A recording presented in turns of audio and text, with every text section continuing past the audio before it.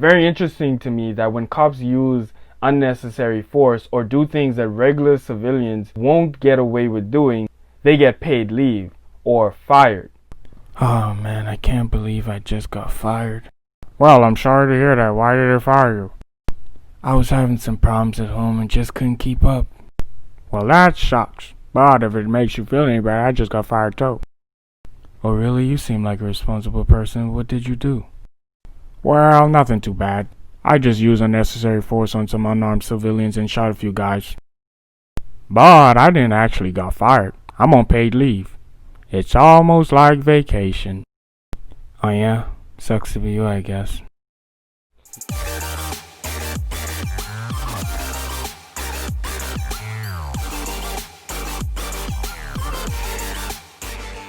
What's up everybody, and welcome to my YouTube channel, Getting Kingdom Ready. It's the channel where we focus on what's most important, and that's the kingdom of God. It's coming.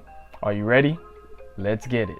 In today's video, I wanted to talk about a very touchy subject. So we've all seen what's been going on in our country lately. There has been a lot of protests over the past few weeks that have been sparked by the murder of George Floyd. It was a really sad story, and it's even sadder that there are so many similar stories like it.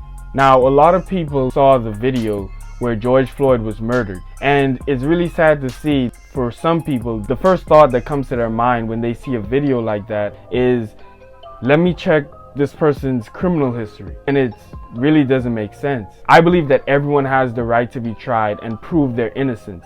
So when you have people, whether they're violent criminals or petty criminals, when you have people being arrested by cops and dying in the process, and in this case not even resisting arrest but still being murdered, it's a very sad thing to see. I don't know if I'm gonna say it was racially motivated. You can let me know in the comments if you believe that this is racism or this is an example of systematic racism. In my opinion, whether it was racism or just plain police brutality, I don't think this should have happened anyway. So we all know what happened after George Floyd was murdered. There was a lot of protests around the United States and even around the world. And of course there was some looting and rioting and stuff like that. A lot of people were using these protests for their own selfish reasons. There are cops on one side using the protests as a way to unnecessarily use force against civilians. You innocent bystanders standing there not doing anything illegal. We will not tolerate any looting or destruction of property. Oh, wait, what do you mean? I'm not even doing anything. That's understandable, but just in case you were thinking about it.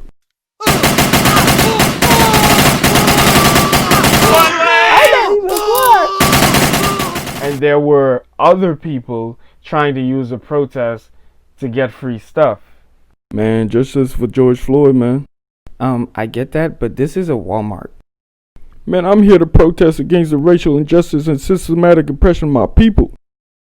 Okay, but why does it actually look like you're looting? Man, just put the money in the bag. So there was bad things happening on both sides, cops and civilians doing bad things that they shouldn't have been doing. And I believe how you view the situation is more or less based on what type of media that you watch. I believe that the media is almost like a peephole. It doesn't show you the full perspective or the full scope of what's going on, and most media networks are really pushing for racial tension. And I don't know if it's because they want better ratings or if they believe that that's what people want to see, but the media can be very misleading and deceptive.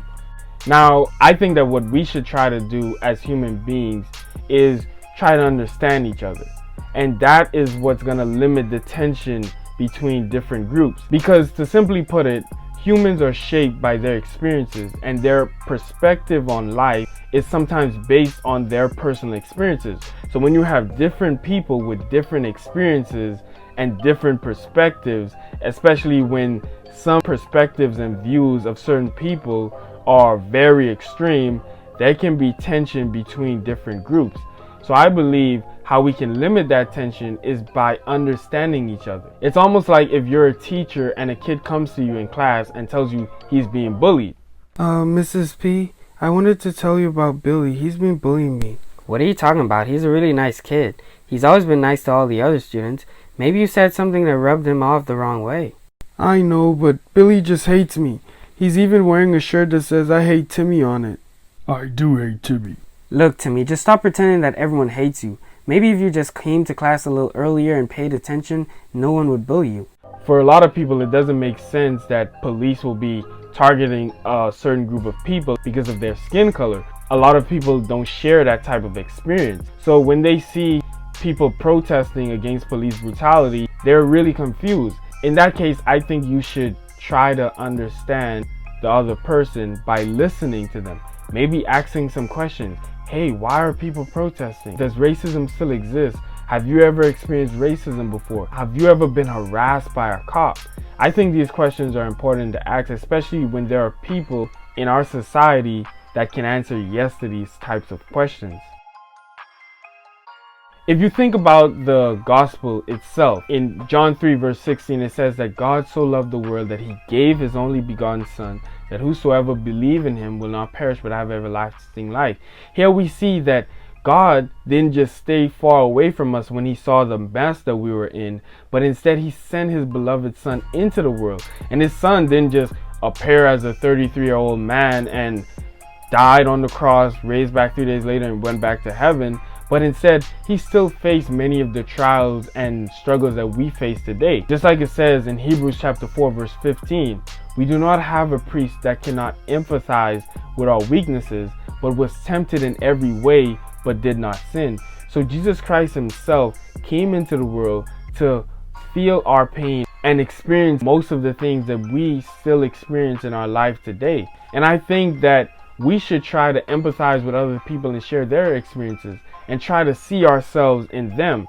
It's the same reason why there are a lot of animal rights activists. They believe that animals share human values. Animals have human emotions, just like we have emotions. They can see themselves in other creatures. The way I have my knife tilted, it allows me to cut a little bit deeper into the meat. Whoa, man, I can't believe she's murdering that fish. That really could have been me. So I believe that we should be able to see ourselves in our brothers and sisters, whatever color they are, whatever background they're from. No matter what differences we have, we should still understand that, one, we were made in God's image and we're all the same. So I believe that the first step is to just try to understand the other person, try to walk in the other person's shoes.